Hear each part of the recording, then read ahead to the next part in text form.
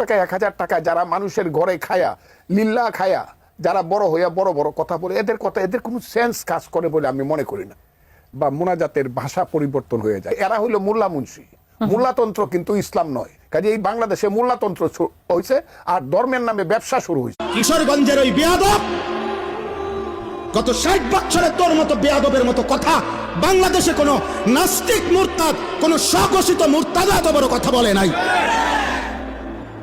যে দেশের মা বোনদেরকে বলছে যে আপনারা আলেমের সন্তান পেটে নিবেন না।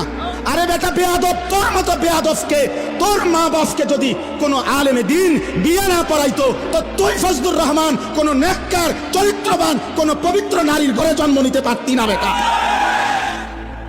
ফজু পাগলার জানাজা কোন আলেম যেন না পড়ায় সে আলেমদের প্রকাশ্য দুশ্মন। জুবায়ের আহমদ তাসিফ এই কথাটা বলেছে। সেই কথা কেন বলেছে সম্পূর্ণ ভিডিওটি দেখলে বুঝতে পারবেন, যেটা আনিসুর রহমান আশরাফি সাহেব তুলে ধরেছে। তো চলুন আনিসুর রহমান আশরাফির মুখ থেকে বিস্তারিত শুনবো ফজু পাগলাকে কেনই বা এই ধরনের মন্তব্য করছে আলেমরা। তো চলুন সম্পূর্ণ ভিডিওটি দেখি। অবশ্যই ভিডিওটি দেখে তারপর কমেন্ট করবেন, আগে থেকে বাজে কমেন্ট করবেন না, এবং ভিডিওটি দেখে অবশ্যই শেয়ার করে দিবেন, আপনার মূল্যবান মতামত জানাবেন ইনশাআল্লাহ। এদের তো মায়ের পেটে জন্মগ্রহণ করা ঠিক হয় নাই। আমি তো মাকে বলবো এদেরকে পেটে ধারণ করো না মা। আজকে ব্রাহ্মণবাড়িয়ার জমিন থেকে কিশোরগঞ্জের ওই চূড়ান্ত বেয়াদব ফজলুর রহমানকে স্পষ্ট করে বললাম, তোর মতো বেয়াদব গত 100 বছরে বাংলাদেশে জন্মায় নাই। তুই স্বাধীনতার পক্ষের না, তুই স্বাধীনতার শত্রু, তুই এদেশের শত্রু বেটা। ব্রাহ্মণবাড়িয়া আজকের ঐতিহ্য না, ব্রাহ্মণবাড়িয়া ঐতিহ্যের শহর, ব্রাহ্মণবাড়িয়া ঐতিহ্যের জেলা, ব্রাহ্মণবাড়িয়া আন্দোলনের জেলা, ব্রাহ্মণবাড়িয়া হক্কানি উলামাদের জেলা। ব্রাহ্মণবাড়িয়ায় কোনোদিন কোন শিরিক কুফর, কোন ভণ্ডা বেশরা, কোন কাদিয়ানি মুরতাদ কেউ ব্রাহ্মণবাড়িয়ায় বুক ফুলে দাঁড়াইতে পারে নাই। ব্রাহ্মণবাড়িয়ার বড় হুজুরের রক্ত যেই জমিনে, ইমানদার উলামাদের জমিনে, অতএব আজকে ব্রাহ্মণবাড়িয়ার জমিন থেকে কিশোরগঞ্জের ওই চূড়ান্ত বেয়াদব ফজলুর রহমানকে স্পষ্ট করে বললাম, তোর মতো বেয়াদব গত 100 বছরে বাংলাদেশে জন্মায় নাই। তুই স্বাধীনতার পক্ষের না, তুই স্বাধীনতার শত্রু, তুই এদেশের শত্রু বেটা।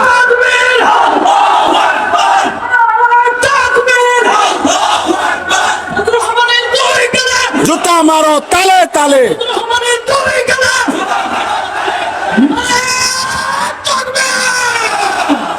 কিশোরগঞ্জের ওই বেয়াদব গত 60 বছরে তোর মতো বেয়াদবের মতো কথা বাংলাদেশে কোন নাস্তিক মুরতাদ, কোন স্বঘোষিত মুরতাদ এত বড় কথা বলে নাই। সে দেশের মা বোনদেরকে বলছে যে আপনারা আলেমের সন্তান পেটে নিবেন না। আরে বেটা বেয়াদব, তোর মতো বেয়াদবকে, তোর মা বাপকে যদি কোনো আলেমে দিন বিয়ে না পড়াইতো তো তুই ফজলুর রহমান কোন নেককার চরিত্রবান কোন পবিত্র নারীর ঘরে জন্ম নিতে পারতি না বেটা। তুই এখন মোল্লা চেনো না? ইসলাম এক জিনিস, মোল্লাতন্ত্র আরেক জিনিস। ইসলাম তোর আব্বার, ইসলাম তোর বাবার নাকি বেটা? হ্যাঁ, ইসলাম তুমি আনছো নাকি? এজন্য এটা স্পষ্ট, এই বেয়াদব চূড়ান্ত বেয়াদব বাংলাদেশের জমিনে ইনশাআল্লাহ এমন নিকৃষ্ট বেয়াদবের বিচার হবেই হবে ইনশাআল্লাহ, কোনো সন্দেহ নাই ইনশাআল্লাহ। এই পর্যন্ত কেউ আপনার এই পৃথিবীতে, আমরা পড়ছি কিতাবে, ওলামায়ে কেরামের রক্ত বিষের মতো, বিষ যেমন মানুষকে শেষ করে দেয়, ওলামায়ে কেরামের রক্ত নিয়ে কেউ ছিনিমিনি খেললে, ওলামায়ে কেরামের ইজ্জত নিয়ে কেউ ছিনিমিনি খেললে, খোদার কসম, রব্বে কাবার কসম, আল্লাহ তাআলা ওই ব্যক্তি, ওই গোষ্ঠী, ওই দলকে বেইজ্জতি, লাঞ্ছিত, অপমানিত করেই করে, করেই করে, করেই করে। এজন্য 16 বছর যারা জুলুম করেছে, ওলামাদেরকে বেইজ্জতি করেছে, আজকে তারা নাই। মামুনুল হক এখনো বাংলার জমিনে বহাল আছেই আলহামদুলিল্লাহ। মামুনই আছে, মামুন মানে নিরাপদ, মামুনই আছে। ফ্যাসিস্ট নাই, জালেম নাই, অহংকারীরা নাই, অহংকারীরা নাই। এটাই রবের ফয়সালা, এটাই আল্লাহর ফয়সালা। ব্রাহ্মণবাড়িয়ার ওই বেয়াদব ব্রাহ্মণবাড়িয়ার ওলামায়ে কেরামকে বারবার বিদ্রুপ করেছিল।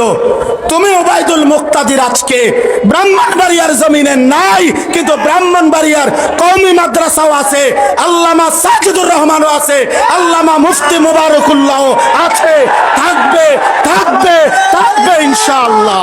সম্মানিত হাজিরিন, ইব্রাহিম আলাইহিস সালাম, আমি ওনার কথা বলতেছিলাম। ইব্রাহিম আলাইহিস সালাম মহান আল্লাহ পাকের নবী। আল্লাহ তাআলা তাকে অগণিত মর্যাদা দিয়েছেন। তাফসীরের মধ্যে আছে, হযরত আব্দুল্লাহ ইবনে আব্বাস রাদিয়াল্লাহু তাআলা আনহুমা বলছেন, আল্লাহ তাআলা ইব্রাহিম আলাইহিস সালামের মোট 30টা পরীক্ষা নিয়েছেন। কোন কোন মুফাসসিরিনে কেরাম বলছেন আল্লাহ তাআলা ইব্রাহিম আলাইহিস সালামের 70টা পরীক্ষা নিয়েছেন। এই সমস্ত পরীক্ষায় উত্তীর্ণ হয়ে ইব্রাহিম আলাইহিস সালাম চূড়ান্তভাবে গোল্ডেন এ প্লাস পাইছেন, মানে চূড়ান্তভাবে উত্তীর্ণ হয়েছে। এখন সংক্ষেপ একটা কথা হলো, পরীক্ষাগুলো ছিল কি বিষয়ে? এক বিষয়ে। পরীক্ষা ছিল মূলত একটা বিষয়, পরীক্ষার আইটেম ভিন্ন ভিন্ন, কিন্তু বিষয় একটাই। একটা বিষয় কি? মহান আল্লাহ পাক রব্বুল আলামিন ইব্রাহিম আলাইহিস সালামের পরীক্ষা নিয়েছেন যে একটা বিষয় শুধু দেখতে চাইছেন, ছোট্টবেলার থেকে শেষ পর্যন্ত ইব্রাহিমের কলিজায় আল্লাহ তাআলার মহব্বত বেশি নাকি গায়রুল্লাহর মহব্বত বেশি, মানে আল্লাহ ভিন্ন অন্য কিছুর ভালোবাসা 1 মিনিটের জন্য ইব্রাহিমের কলিজায় বেশি আসে কিনা, নাকি আল্লাহর ভালোবাসাই সর্বদা সর্বোচ্চ, এইটা আল্লাহ তাআলা ইব্রাহিম আলাইহিস সালামের মাধ্যমে পরীক্ষা করেছেন। এই জন্য ছোট্টবেলার থেকে একেবারে বাপ মার ঘরে মূর্তি পূজক মা বাবার ঘর থেকেই তিনি পরীক্ষা দিছেন। বাবা মা মূর্তি পূজা করত, সেখান থেকে তিনি মূর্তির বিরোধিতা করে বাবা মাকে পর্যন্ত ছেড়ে দিয়েছেন। বলেছেন, কোরআনে আছে, ওনার আব্বা বলছে, ইব্রাহিম তুমি যদি মূর্তির বিরোধিতা না ছাড়ো, লা আরজুমান্নাকা, আমি তোমাকে পাথর মেরে মেরে ফেলবো, ওয়াহজুরনি মালিয়া, তেজ্য পুত্র করে দেব। ইব্রাহিম আলাইহিস সালাম বলছেন, আতাজিলুকুম ওয়ামা তাদউনা মিন দুনিল্লাহ, আব্বা আপনাদেরকেও আমি ছেড়ে দিলাম, আপনারা যেই মূর্তির পূজা করেন আল্লাহকে বাদ দিয়ে, এগুলোকেও আমি ছেড়ে দিলাম। ওয়া আদউ রাব্বি, আমি কেবল আমার রব আল্লাহকেই ডাক দিলাম। আসা আল্লাহ আকুনা বিদুআই রাব্বি শাকিয়া, আমি বিশ্বাস করি বাপ আমার ওই মহান রবকে ডেকে কেউ কোনোদিন বঞ্চিত হয় না, আল্লাহকে ডেকে কেউ হারে না, আল্লাহকে ডেকে কেউ বঞ্চিত হয় না। এই যে ছোটবেলা আগুনের কুণ্ডলিতে পরীক্ষা দিছে, জিব্রাইল, ইসরাফিল, মিকাইল, আজরাইল 4জন ফেরেশতা পর্যন্ত আয়েশা সাহায্য করতে চাইছে যে ইব্রাহিম আপনি বললে আমরা আগুনের কুণ্ডলি থেকে আপনাকে হেফাজত করব। ইব্রাহিম আলাইহিস সালাম বলছে, তোমরা সরো, যার জন্য আমি আগুনে পড়তে যাচ্ছি সেই মহান আল্লাহ রব্বুল আলামিন আমাকে দেখতেছেন। হাসবি আল্লাহ, আমার আল্লাহই আমার জন্য যথেষ্ট। তো ফেরেশতাদের সাহায্যের আবদার প্রত্যাখ্যান করে পরীক্ষায় উত্তীর্ণ হয়েছেন। আল্লাহ দেখতে চাইছেন আগুনে পড়ার মুহূর্তেও গায়রুল্লাহকে ডাকে কিনা, না ডাকে নাই। কাকে ডাকছে বলেন না, কাকে ডাকছে? আল্লাহকে ডাকছে। 84 বছর বয়সে আল্লাহ তাআলা ইসমাইল আলাইহিস সালামকে ওনার সন্তান হিসাবে দান করছেন। এই ইসমাইলকে নিয়ে বড় 3টা পরীক্ষা নিছে আল্লাহ ওনার কাছ থেকে। 1 নম্বরে ওনাকে প্রথম বলছে যে তোমার সীমাহীন কান্নাকাটিতে আমি তোমাকে ইসমাইলের মতো সন্তান দিলাম, তবে তারে কুলে নিতে পারবা না, তাফসিরে আছে, আদর করতে পারবা না, চুমা দিতে পারবা না, শুধু তাকায়া তাকায়া দেখবা। তিনি বলছেন, মাওলা আমি মানি, আমি আপনাকেই ভালোবাসি, সন্তানকে না, আপনাকেই বেশি ভালোবাসি। কয়দিন পরে আল্লাহ বলছে, ইব্রাহিম ছেলেটাকে এতদিন তো দেখতে দিছি, এখন আর দেখতেও দেব না, চোখের আড়ালে তার মা হাজেরা এবং ইসমাইলকে দূরে দিয়ে আসো, চোখের আড়াল করে দাও। ইব্রাহিম আলাইহিস সালাম বললেন, আল্লাহ আমি এটাও মানি, আমি আপনাকেই বেশি ভালোবাসি, দিলাম চোখের আড়াল করে। তো আল্লাহর ঘর কাবার কাছে রেখে আসছেন।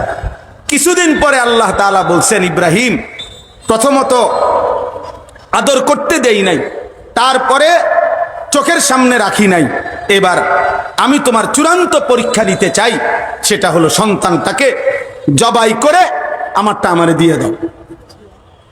এবার আর চোখেও দেখবা না, চোখের আড়ালেও রাখবো না, জবাই করে দাও। ইব্রাহিম আলাইহিস সালাম বললেন, মাওলা আমি পাশ করতে চাই, মাওলা আমি হারতে চাই না, আমি জিতবই, আমি আপনাকেই সবচেয়ে বেশি ভালোবাসি।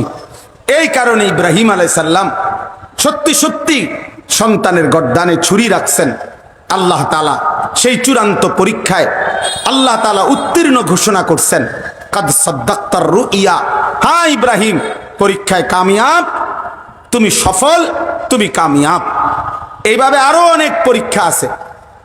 এই সমস্ত পরীক্ষার পরে ইব্রাহিম আলাইহিস সালামকে আল্লাহ তাআলা এবার বললেন, তুমি আমার ঘর কাবা, ওয়া ইদ বাওয়ানা লি ইব্রাহিমা মাকানাল বাইত, আল্লাহ তাআলা বলেন আমি আল্লাহ নিজে এবার আমার বন্ধু ইব্রাহিমকে বললাম, সারা জীবনের পরীক্ষার বিনিময়ে এইবার তুমি আমার ঘর পুনর্নির্মাণ করো। তোমাকে আমি আল্লাহ এই সারা জীবনের পরীক্ষার বিনিময়ে একটি শ্রেষ্ঠ পুরস্কার দিলাম, যে আমার ঘর বানাবার সুযোগ অনুমতি তোমাকে দিলাম। ইব্রাহিম আলাইহিস সালাম নিজের সন্তান ইসমাঈলকে নিয়ে আল্লাহর ঘর কাবা পুনর্নির্মাণ করলেন। وَإِذْ يَرْفَعُ إِبْرَاهِيمُ الْقَوَاعِدَ مِنَ الْبَيْتِ وَإِسْمَاعِيلُ।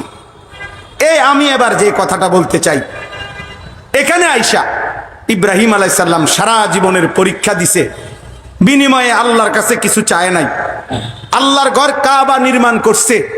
এইবার আল্লাহই বলছে, ইব্রাহিম তুমি সারা জীবনের পরীক্ষা দিছ, উত্তীর্ণ হয়েছ, আমার ঘর কাবা বানাইতে বলছি, তাও বানাইছ, এবার আমি তোমারে কিছু দিতে চাই, তুমি চাও, বলো এবার তোমার কি কি দরকার। ইব্রাহিম আলাইহিস সালাম তখন সন্তান ইসমাঈলকে নিয়ে দোয়া করছেন। দোয়ার মধ্যে বলছেন কতগুলো কথা। এই কথাগুলো কি? এক নাম্বার, রব্বানা তাকাব্বাল মিন্না ইন্নাকা আনতাস সামিউল আলিম। আল্লাহ প্রথম দোয়া, আপনার কাছে প্রথম চাওয়া, আপনি আমাদের এই খেদমত, আপনার ঘর নির্মাণের খেদমত আপনি কবুল করে নেন। দুই নাম্বার, সংক্ষেপে বলতেছি, রব্বানা ওয়াজআলনা মুসলিমাইন লাকা। আল্লাহ আমি এবং আমার সন্তান ইসমাঈলকে ইসলামের উপরে দৃঢ়তা, ইস্তেকামত, মজবুতি দান করেন। তিন নাম্বার, অমিন যুররিয়াতিনা উম্মাতাম মুসলিমাতাল লাক। একজন পিতা শুধু ছেলের জন্য না, ছেলের পরবর্তী জেনারেশন কিয়ামত পর্যন্ত আগত আমার বংশধারা, আপনি প্রত্যেক যুগে এমন এক দল আমার বংশধারার মধ্যে রাখবেন যারা মুসলিম, যারা আপনার হুকুমের 100 অনুগত। এমন বংশধারা যেন আমার কিয়ামত পর্যন্ত হয়, আল্লাহ আপনার কাছে আমি সেই দোয়া করলাম। চার নাম্বার, ওয়া আরিনা মানাসিকানা। আল্লাহ আপনার যত ইবাদত, সমস্ত ইবাদতের নিয়ম কানুন পদ্ধতি আপনি আমাদেরকে বলে দেন, সঠিকভাবে শিখিয়ে দেন। পাঁচ নাম্বার, ওয়াতুব আলাইনা। আল্লাহ আপনি আমাদের তওবা কবুল করে নেন। আচ্ছা গেল এগুলো। সর্বশেষ এই যে কথাটা আমি বলে শেষ করব, আল্লাহ নবী সাল্লাল্লাহু আলাইহি ওয়াসাল্লাম সরদারে দু আলম, আমাদের নবী, তিনি আখিরি নবী, আমরা সবাই জানি। তো এটা আমরা যেমন জানি তিনি শেষ নবী, সমস্ত আম্বিয়ারাও জানে ইনি শেষ নবী। সুবহানাল্লাহ, এটা তো নবীরাও জানে। তো আল্লাহর নবী ইব্রাহিম আলাইহিস সালাম সারা জীবনের পরীক্ষা এবং আল্লাহর ঘর কাবা পুনর্নির্মাণ করে এই সুযোগ যখন পাইছে আল্লাহর কাছে চাওয়ার, তো তিনি এই শেষ দোয়া করলেন, রব্বানা ওয়াবাস ফীহিম রাসূলাম মিনহুম।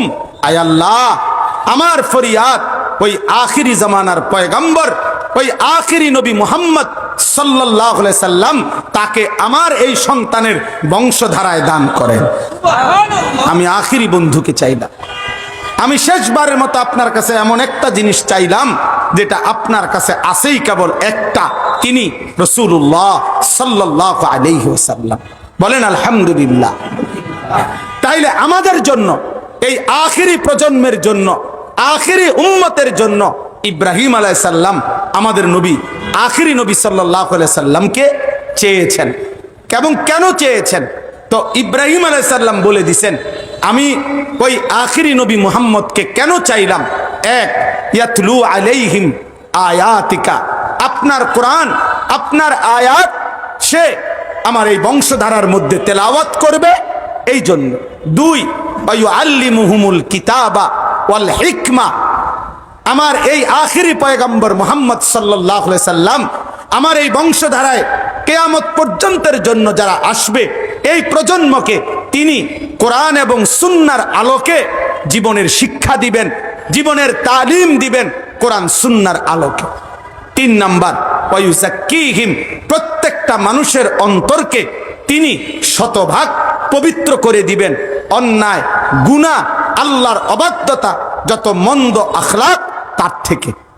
আমার ভাই ইব্রাহিম আলাইহিস সালাম তখন আল্লাহকে বলছেন, ইন্নাকা আনতাল আজিজুল হাকিম, আয় আল্লাহ, আমি যা চাইছি আপনি তার চাইতে বড় ক্ষমতাবান। আপনার ভান্ডারে, আপনার কাছে আমি বেশি কিছু চাই নাই, আপনি তার চাইতে অনেক বেশি আজিজ, আপনি মহা শক্তিধর, মহা ক্ষমতাবান, মহা প্রজ্ঞাময়। সুবহানাল্লাহ। এখন আসেন, আমার কথা শেষ করতেছি। আমি কেন পড়লাম এই আয়াত? এই পড়লাম হলো আসিরা ফাউন্ডেশন, মানে প্রিয় নবী সাল্লাল্লাহু আলাইহি ওয়াসাল্লামের সিরাত, নবী সাল্লাল্লাহু আলাইহি সাল্লামের জিন্দেগি, নবী সাল্লাল্লাহু আলাইহি ওয়াসাল্লামের হায়াত, পুরা জীবন একজন মানুষের জীবনে যেন বাস্তবায়ন হয়, এই মানসিকতা, এই ফিকির আসিরা ফাউন্ডেশন। বলেন আলহামদুলিল্লাহ।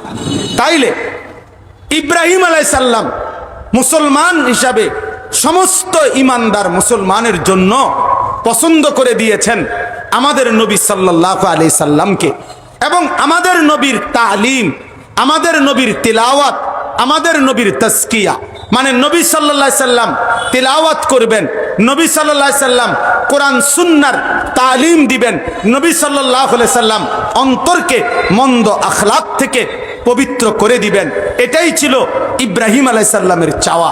অতএব প্রিয় ভাই, আমার শেষ কথা এটাই যে একজন মুসলমান হিসাবে স্কুলে পড়ুক, কলেজে পড়ুক, ইউনিভার্সিটিতে পড়ুক, মাদ্রাসায় পড়ুক, শিক্ষিত হোক, অশিক্ষিত হোক, মূর্খ হোক, বকলম হোক, মুসলমান মাত্রই, ইমানদার মাত্রই তার জীবনের আদর্শ, তার চলা, তার ফেরা, তার আচরণ, তার উচ্চারণ, তার বাজার, তার ব্যবসা, তার ঘর, তার সমাজ, তার দেশ, তার জাতি, তার রাষ্ট্র, তার রাজনীতি, সব কিছুতেই আদর্শ একজন একজন একজন একজন, তিনি মুহাম্মদুর রাসূলুল্লাহ সাল্লাল্লাহু আলাইহি ওয়াসাল্লাম। অতএব আপনাদের সবার কাছে এটা আমার বিনীত অনুরোধ, চলেন আমরা সবাই মিলে এই সিদ্ধান্ত নেই, জীবন সাজাবো রাসূলুল্লাহ সাল্লাল্লাহু আলাইহি সাল্লামের সিরা এবং সুন্নাহর ধাঁচে। বলেন ইনশাআল্লাহ, বলেন ইনশাআল্লাহ। আজকে অনেক যুবক ভাই আছো, নওজোয়ান ভাই, তোমাদের কাছে এই ভাই হিসাবে বিনীত অনুরোধ, বেঈমানের মতো চুল রাখো না বন্ধু, রাসূলুল্লাহ সাল্লাল্লাহু আলাইহি সাল্লামের মতো, সাহাবায়ে কেরামের মতো চুল রাখো।